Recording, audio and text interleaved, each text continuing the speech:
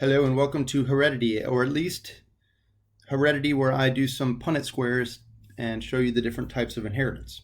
So you see there I've mentioned be sure to watch the Heredity video. If you don't watch that, you're not going to get a bunch of definitions, you're not going to get a bunch of terms that you'll need to know before I can even get into this. I'm not going to define everything. So if you're starting this without watching that, stop, go watch the video.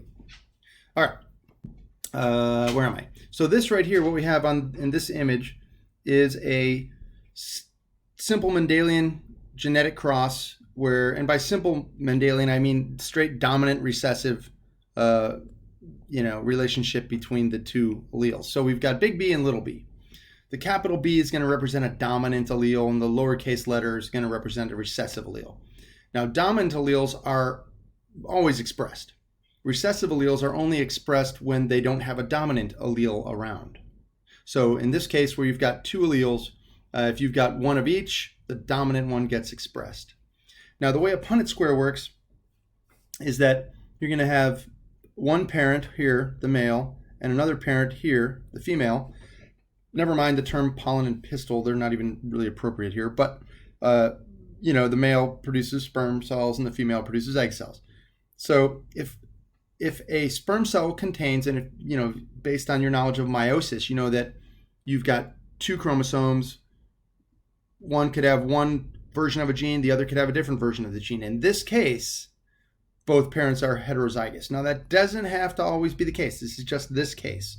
So each parent has a big B, and on the other chromosome, a little b. Now, what a Punnett square does is it kind of just randomly associates those alleles with each other. So the male could produce a big B in the sperm cell. The female could produce a big B, and therefore you'd have big B, and you just run these letters down. Now, if the male produced a little b and the female produced a big B, well, you just run them over like this, and you've got big B, little b. So this Punnett square shows you what they call the expected genotypic ratios. And you can derive from those the expected phenotypic ratio.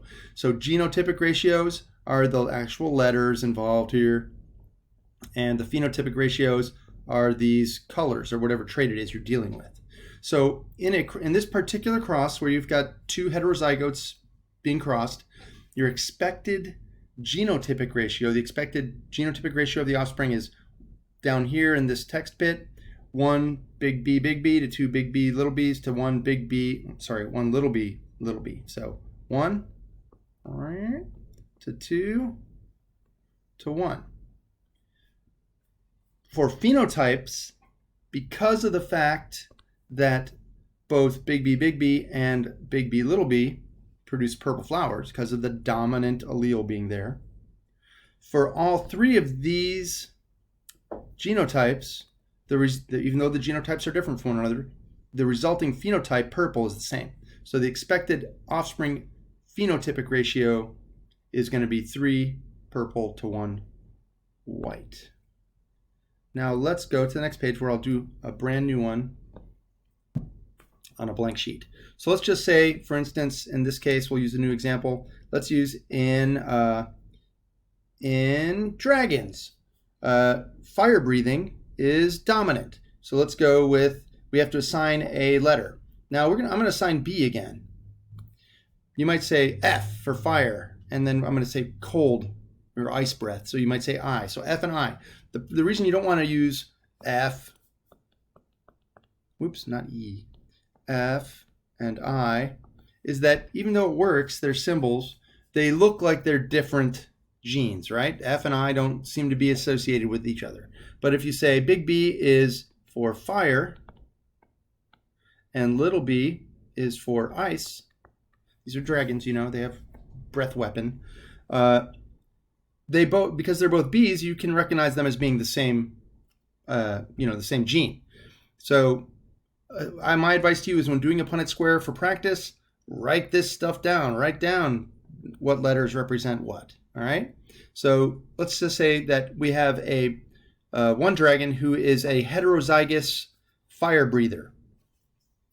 Heterozygous fire breather. What does that tell you about their genotype?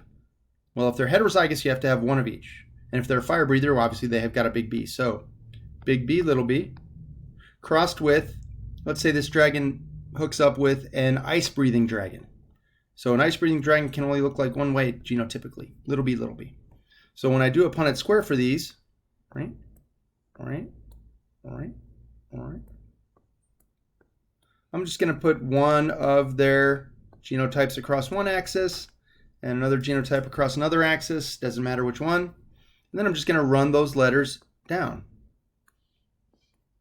Running down the big B's, running down the little b's, and then running across these guys here. So little b, little b, little b, little b. So what do we got here? Our expected genotypic ratio of this cross would be 2 big B, little b, to 2 little b, oops, little b. That's the expected genotypic ratio. The expected phenotypic ratio is going to be the same, right? We have 2 critters, offspring, that could be fire breathing, and 2 ice. So that's simple. You can look those up online, find thousands of examples of examples. Okay.